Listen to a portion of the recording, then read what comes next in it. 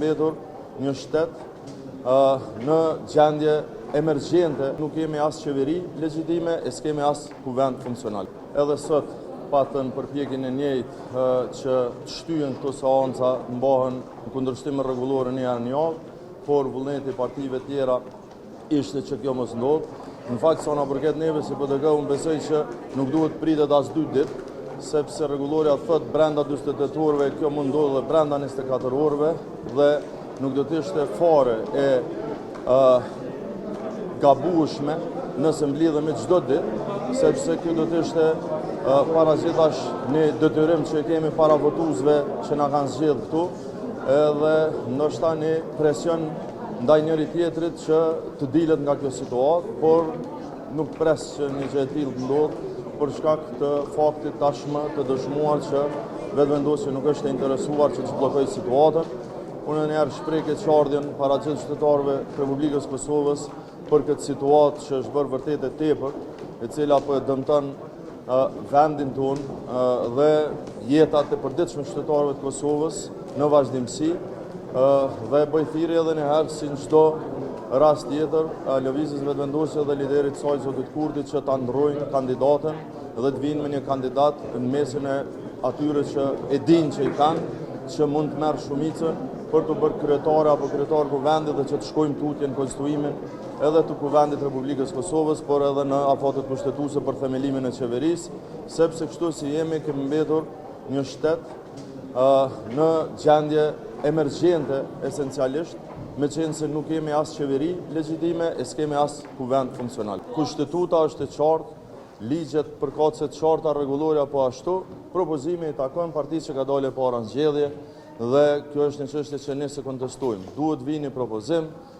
i cili në këtë rast, këtë situatë, ku s'ka shumicë parlamentare nga partia që ka dalë para, duhet me marrë votat e tjerëve. Dhe ju e dini që ka mjaft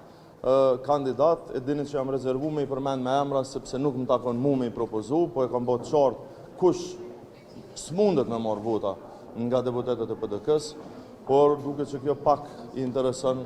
zotit Kurti, i cili s'ka interes me zhblloku situatën. Ne s'kemi krizë juridike, kemi krizë politike. Dhe në këtë situatë edhe përgjigja do duhet ishte politike dhe zgjidhja do duhet ishte e tillë.